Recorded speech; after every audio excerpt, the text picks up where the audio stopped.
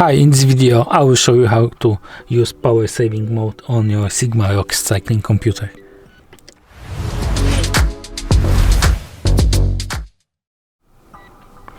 Let's start by opening a menu, then you need to go to the settings, go to the device, scroll down to the second screen, and there open power by pressing this button, and there you can turn on or off power saving mode.